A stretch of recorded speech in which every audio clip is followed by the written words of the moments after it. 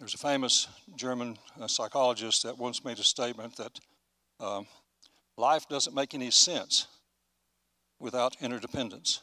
He said we need each other. We need each other, and the sooner we learn that, the better it will be for all of us. And in that context, I want to define the engineer's approach to interdependence. I view it in terms of relationship to two terms, dependent and independent. And then the logical sequence of that is interdependence. And let me explain. When you as a child, a small child, a toddler, you're totally dependent on your immediate nuclear family, those people around you who care for you, provide your protection, and so forth. That's your world. You're interdependent with a very small group of people. And as you grow older and you go off to school and you establish friends, you get involved in sports teams, you get involved in social activities, your number of contacts and consequently your interdependences expands greatly. And I consider that the young adult phase of your life. And as you move through that phase, especially as you get older and get into high school and even into early college, you get the attitude that you really like to be free from those parents' rules and restrictions. You'd like to be on your own person. So you seek to become independent. You'd like to, I know when I was in high school, one of my major standards for independence was I got my driver's license at age 16. That was a major life goal for me at the time. As you get a little older, you get 18 years old, you can vote in elections. So we had certain standards to help demonstrate our independence. And that young adult stage, we all go through that. Many of you may be in that stage just now. But as you grow older, you become a mature adult. And you go off and have a family, you have a career, have a job. You have a need to have more interactions with your peer group and your colleagues and expand the opportunities you have in your life.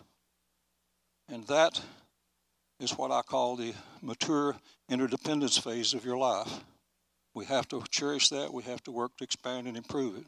The fact is that when we were doing that phase through childhood, early young adult, and mature adult, there are things that can happen in our life that will really impact us and the attitudes and the things that we feel, how we feel about things and our attitudes.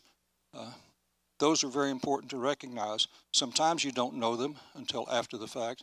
And sometimes you see them coming. You see an opportunity for an interaction that will give you a much better interdependence. So I want to give you a few examples out of my life. I was born here in Blount County, lived here most of my life. As a child, I had a very small neighborhood, only 5 homes in the whole neighborhood. Our family was a poor family. We didn't have a lot of money. And so we didn't have a great opportunity to become interdependent other than with our little neighborhood. But then I went off to school, elementary school. Incidentally, while I was in my childhood, our family was in the era of the Cold War when the USSR and the U.S. were ready to engage in a nuclear war. And as a consequence of that, our family had a bomb shelter on one of the buildings in our back. We had food provided in there. We were preparing in case the Russians bombed us. And then, as I went to elementary school, another very bizarre thing happened. Again, remember, it was the Cold War era. The teachers, every Wednesday at noon, the air raid siren up on the hill, and the teacher said, "Get under your desk and cover your head, the Russians are going to bomb us." You can imagine after several years of that instruction, at a young age, I developed a very negative attitude about those damn Russians. They were trying to kill us. So I carried that forward with me, went off to high school. In high school, I was a great student, math and science, straight A's all the way through high school. And everyone was saying, "Howard, you need to go into engineering." And at that time, the advancement of nuclear power for electrical energy production was a major focus in our society. And I decided I want to become a nuclear engineer, initially for the purpose of making electricity from nuclear power. But as I was ready to go to college, I didn't have much money. Our family didn't have a lot of money. And fortunately, because of my good grades and my academic performance, I was awarded a General Motors what's called Cadillac Scholarship. That was $2,000 per year for the full 4 years for a bachelor's degree. I could study nuclear engineering and not worry about funding it. Now that may not sound a lot of money to you, but at that time, tuition at the University of Tennessee for an engineering program was $75 a quarter. $225 a year you could study at the University of Tennessee. For $900, you could have a full nuclear engineering bachelor's degree. So the economics have changed quite a bit in education, but that's the way it was at that time. So I ended up going off to college, UT Nuclear Engineering Program. Well, guess what happened?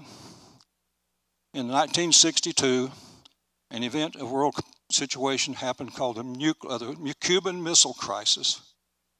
The Soviet Union was trying to plant strategic missiles in Cuba, and President John Kennedy strongly objected to that and threatened retaliation if those missiles weren't removed. Well, that just re-inflamed my dislike of Russians. Why are those people trying to do things to kill us? And so I ended up having a very strong negative attitude about Russians. And remember, I'm studying nuclear engineering. So obviously the mindset wanders over to what about nuclear weapons?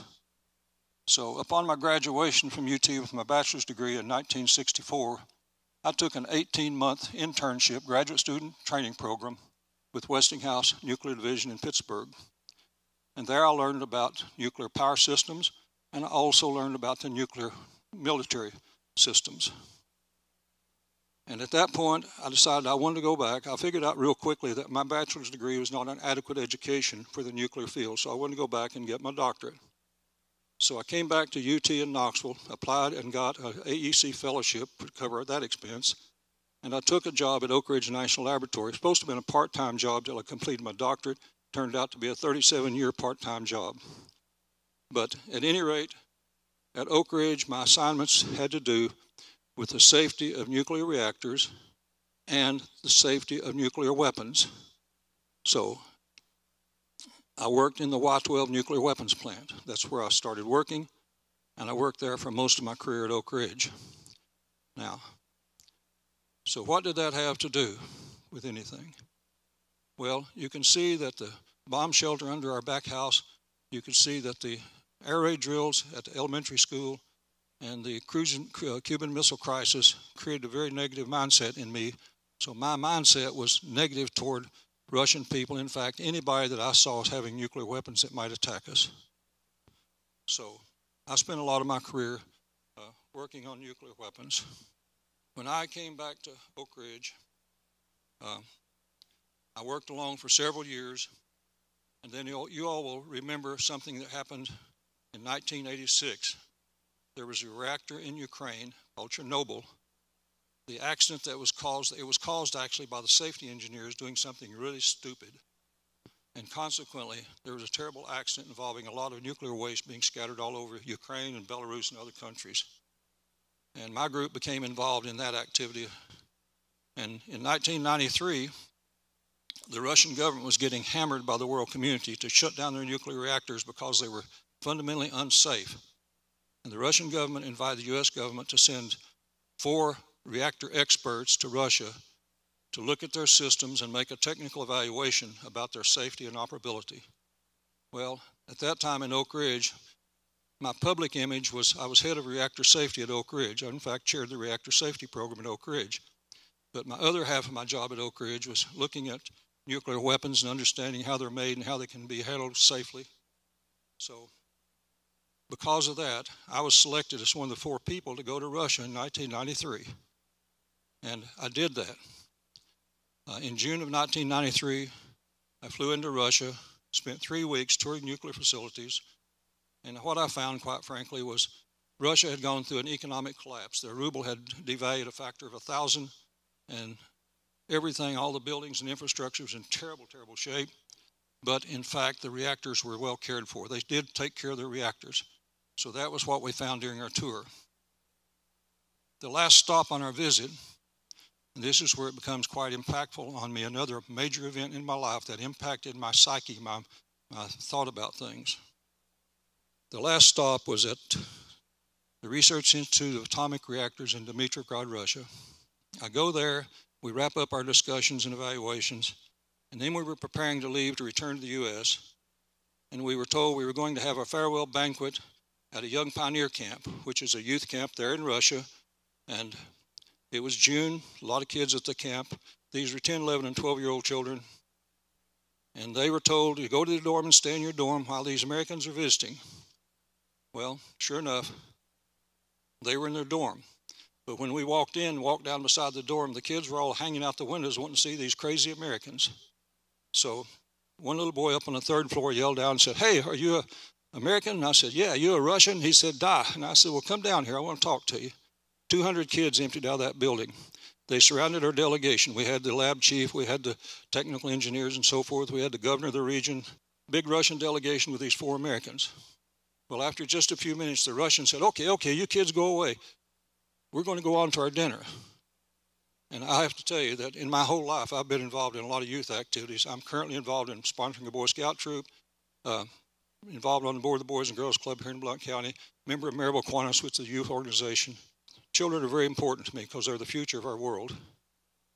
So here I am, standing here, and the Russians are telling me, "Leave these kids and go." And I said, "No, I'm staying here. I'm going to stay here and talk with these kids. I can eat a meal every day the rest of my life. I can talk to these kids here and now only. I'm staying here." And they said, "No, you have to be with us." And I said, "Well, then get ready. You're going to stay here with me. I'm staying here." So they had a little discussion, decided they'd leave me there with an interpreter. And that's what happened. For the next hour or so, I answered questions from these kids. Do you have children? What are their hobbies? What do they like to eat? Do you have a car? Questions you can imagine children would ask from some people they didn't know or know anything about. So I answered their questions as best I could, and I had a Polaroid camera with me. That's the only thing Russians would allow us to bring, only camera, so they could see every photograph we took to make sure I didn't take any pictures of classified information. So I took the last 4 packs of Polaroid film I had and took 40 pictures, and we took pictures, and then those kids scrambled over who was going to get the picture. So it ended up, while I was doing all that, I had the most emotional trauma imaginable. It suddenly impacted on me after working all these years with nuclear weapons. And if you don't know about nuclear weapons, it's a horrifying thing when you understand what the modern large-scale nuclear weapons can do. 1,000 megaton bomb can kill 15 million people. I was standing there and I was suddenly dumbfounded, like somebody hit me in the side of the head. My God, I've spent most of my life working on weapons that are designed to destroy cities, to kill these kids, to kill old people in nursing homes. This is not right. We've got to do something about that. This is wrong.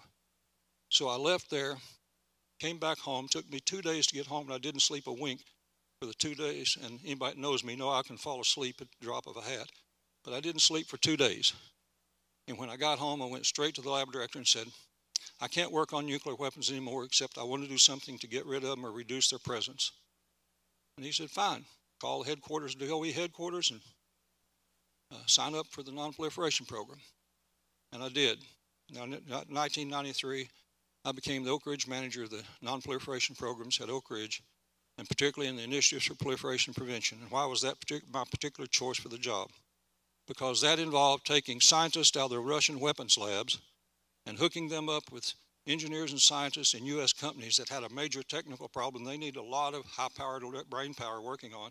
So I would put Russian and American scientists together in a joint venture company, and they would work on a problem. We started about 40 companies, and some of them failed, some of them worked out beautifully, but nonetheless, it brought a lot of people together. Unfortunately, I was dealing with the senior scientists and the lab directors and so forth, old people like I am now, hard set in their ways. They got a mindset of their own, and they didn't like capitalism. They were just interested in the money we were going to pay them to do the work. So after a few years, I was getting very frustrated with the fact that I told my wife, if I did this job for 100 years, I'm not going to change more than a dozen people's minds about the worldview. So I was driving through the Kaluga region of Russia with a friend, and I suddenly became deathly thirsty. I said, "Vladimir, please stop somewhere. I'm dying of thirst. I need a bottle of water." And so we pulled into this little roadside kiosk, and we're standing there, and I said, "You know, Vladimir, I've got to find some way to bring young Russians to the U.S. to meet young Americans, and when they get together, they can become friends and understand each other. That should contribute to a better understanding of the world. And while we were talking, this tall blonde lady standing right behind me, she was an English teacher. She said, I had said to Vladimir, but I don't want to bring a bunch of hooligans. I want to bring some really good kids so they make a good impression on American people. This tall blonde lady said, that's a great idea, and I can tell you how you can select them. Let the teachers choose them, because we moved with the kids for 5 years during their education, and by the end of that 5th year, we know them better than their own parents know them. So we can do the selection for you and get you really good students to come. And so I said, well, would you go to the U.S. with me? And she said, yes, if my husband agrees. He was a championship boxer. I'm glad he agreed. But I came back to the U.S. I was determined to find a way to bring Russian young people here. I called the International YMCA in New York City and said, how can I bring some Russians here? They said, that's simple. President Eisenhower started a program called Summer Work and Travel, where we can invite foreign students here for the summer to work and learn about American culture. And I said, that's what I'm going to do. What do I have to do? Have to have a job, have to have housing, have to have transportation, and most importantly, you have to organize cultural activities so those kids can learn about American culture and tell Americans about their culture. I said, that's the game for me. So I came back, went, at that time, Dollywood in Pigeon Forge was the largest employer of summer employees, seasonal employees. So I went to Dollywood and asked them, could you hire some Russian students to come here and work during the summer? They said, let us run it up the chain of command. Next day I got a call. Dolly said, absolutely, we're going to do this. So I went back to Russia, recruited 41 people, brought them here. And the day they arrived at Dollywood, the Knoxville News Sentinel headlines was, the Russians are coming. Every TV station in the whole area, from Asheville to Chattanooga, sent TV crews to see these Russians. The Dollywood management said, we've never seen anything like it. People were lined up all the way out in the parking lot. When they came to the gate to get their ticket, they didn't say, where's the roller coaster, where's the Eagle Sanctuary? They said, where are the Russians? We want to see them. Similar to what the kids in Russia saw when we went into their camp. Well, it was really an interesting experience. We had a great summer. At the end of the summer, we went down to have a meeting with the Dollywood management, and we were going to say farewell to the kids just before they went home. And sure enough, in comes a big tour bus, and out pops Dolly Parton, and she comes over and greets all the kids and thanks them for coming here and said, this has really been tremendous. Then she turned to me and she said, you will do this again. And that was not a request, that was a command. And I said, yes, Dolly, if you say so, I'll do it. How many kids do you want next year? 135. At that point, I had to make a decision. Retire from my job at Oak Ridge, because there's a lot of people that could do what I was doing down there. Nobody else was crazy enough to quit a very high-paying job to volunteer to haul students around all summer. But I did that, and over the next 18 years, I hauled about 4,000 students. Over those years, about 4,000 students I invited here, not only from Russia, but other European countries, Asian countries, all kinds of different nationalities and cultures. And I tried to mix them up so they learned about each other while they were here. Now that was my life experience, and my things, that those events in my life that impacted me. Bomb shelter, getting under your desk, Cuban Missile Crisis, those things called me to change my thinking about people. And then when I met those kids in Russia, it totally turned my thought process inside out. Let's work to bring people together, increase the interdependence among people. And that's my challenge to you. Many of you here are at that young adult phase of your life. You have an opportunity to look for situations in which you can open up your world even further, meet people from other cultures, encourage them to become familiar with you and you with them. And in doing so, you will expand your sphere of interdependence, and you will expand the best part of the world we have, and that's people loving people. Thank you very much.